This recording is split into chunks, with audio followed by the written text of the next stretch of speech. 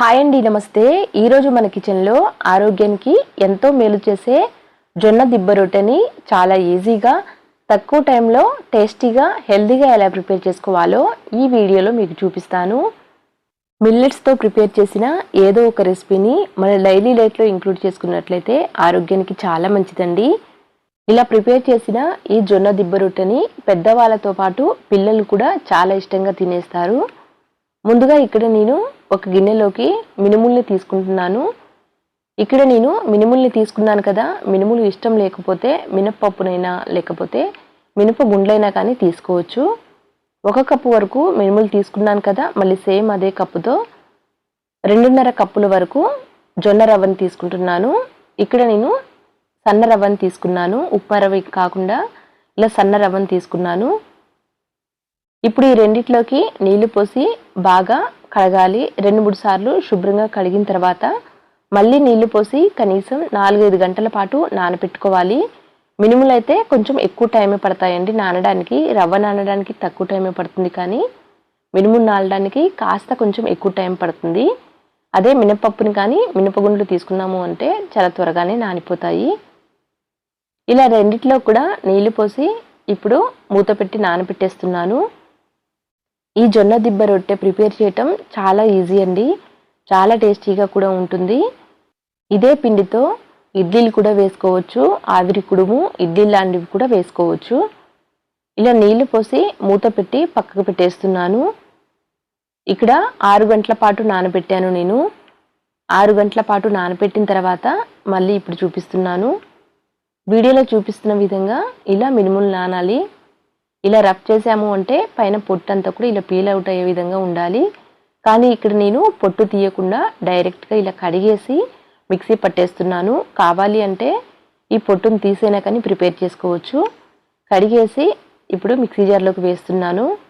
ఇక్కడ నేను మిక్సీ జార్లో పిండి ప్రిపేర్ చేస్తున్నాను కదా, గ్రైండర్లో ప్రిపేర్ చేస్తే ఇంకా బాగుంటుంది. మిక్సీ జార్లో వేసి పిండి పట్టేటప్పుడు చల్లటి నీళ్ళు వేసి వీడియోలో చూపిస్తున్న విధంగా ఇలా మెత్తగా మిక్సీ పట్టుకోవాలి. అయితే ఈ పిండి మరీ లూజ్గా ఉండొద్దు, ఎందుకంటే మనం దిబ్బ రొట్టెలు ప్రిపేర్ చేస్తున్నాం కాబట్టి పిండి కాస్త గట్టిగా ఉండేటట్లు చూసుకోవాలి. మిక్సీ పట్టి ఆ మినప్పిండి పక్కన పెట్టేసి ఇక్కడ జొన్న రవ్వని మళ్ళీ ఒకసారి నీళ్లు పోసి నీట్గా క్లీన్ చేసేసి నీళ్ళు లేకుండా ఇలా గట్టిగా పిండి ఒక గిన్నెలోకి తీసుకోవాలి.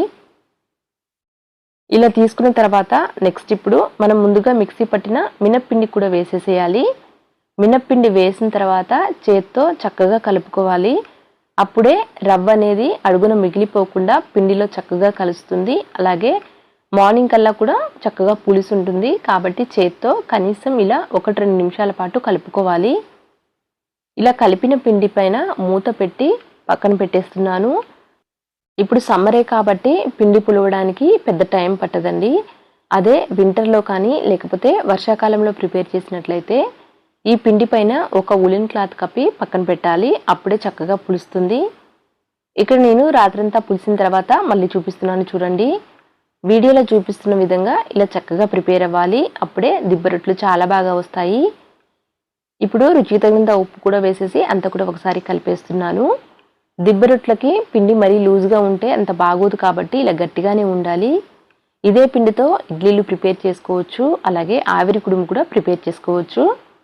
నెక్స్ట్ ఇప్పుడు ప్యాన్ పెట్టేసి బాగా వేడైన తర్వాత దిబ్బ రొట్టె వేయాలి. ఈ దిబ్బ రొట్టెకి కొంచెం నూనె ఎక్కువగానే పడుతుందండి, అప్పుడే క్రిస్పీగా చాలా రుచిగా ఉంటుంది. ప్యాన్ బాగా వేడైన తర్వాత ఇలా కాస్త మందంగానే వేసేయాలి. మరీ మందంగాని అలా అని పలుచగా కానీ కాకుండా ఇలా నేను మీడియం థిక్నెస్ ఉండేటట్లు వేశాను. ఇప్పుడు లో టు మీడియం ఫ్లేమ్లో పెట్టి దిబ్బ రొట్టె పైన మరి కొంచెం నూనె వేసి మరికొద్దిసేపు బాగా కాలనివ్వాలి. ఇక్కడ చూడండి, వీడియోలో చూపిస్తున్న విధంగా ఇలా ప్రిపేర్ చేసేసి ఇప్పుడు వేరొక వైపుకి తిప్పేస్తున్నాను. అడుగున ఒకసారి చెక్ చేసి మంచిగా రంగు మారిన తర్వాత ఇప్పుడు వేరొక వైపుకి టర్న్ చేసేసి మళ్ళీ ఇటువైపు మరికొద్దిసేపు కాల్చుకోవాలి. ఈ దిబ్బ రొట్టెకి కొంచెం నూనె ఎక్కువ ఉంటేనే రుచిగా ఉంటుందండి. ఇలా ప్రిపేర్ చేసిన దిబ్బ రొట్టె ఒకటి తీసుకున్నా కానీ ఆరోగ్యానికి చాలా మంచిది. ఇక్కడ నేను ఒక్కొక్కరికి ఒక్కొక్క దిబ్బ రొట్టె చొప్పున వేస్తున్నాను.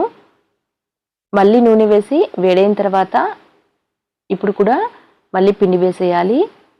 ఈ దిబ్బ రొట్టెలు హెల్త్కి చాలా మంచిదండి. ప్రిపేర్ చేయడానికి మనకి ఎక్కువ టైం కూడా పట్టదు.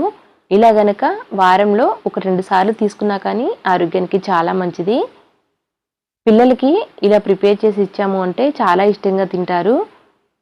ఇక్కడ నేను ఈ దిబ్బ రొట్టెల్లోకి మళ్ళీ వేరే చట్నీ ఏమీ ప్రిపేర్ చేయకుండా ఇంట్లో ఉన్న మునగాకు చట్నీతోనే సర్వ్ చేసుకున్నాను. కావాలి అంటే పల్లీ చట్నీతో అయినా సర్వ్ చేసుకోవచ్చు. ఇలా ప్రిపేర్ చేసిన దిబ్బ రొట్టెలు ఒకటి తీసుకున్నా కానీ ఆరోగ్యానికి చాలా మంచిదండి. చూశారు కదా, ఇది కూడా రెడీ అయిన తర్వాత పక్కకు తీసేస్తున్నాను. ఇలానే ప్రిపేర్ చేసేసుకొని మనకి ఇంట్లో ఉన్న చట్నీతో సర్వ్ చేసుకుంటే చాలా టేస్టీగా ఉంటుంది. చాలా సింపుల్గా హెల్దీ వేలో జొన్న దిబ్బ రొట్టెలు ప్రిపేర్ అయ్యాయి. తప్పకుండా ట్రై చేయండి. ఇలా ప్రిపేర్ చేస్తే చాలా రుచిగా కూడా ఉంటాయి. ఆరోగ్యానికి చాలా మంచిది. చూశారు కదండి, సింపుల్ ప్రాసెస్లో దిబ్బ రొట్టెలు ప్రిపేర్ అయ్యాయి. అంతే అండి. Thank you for watching.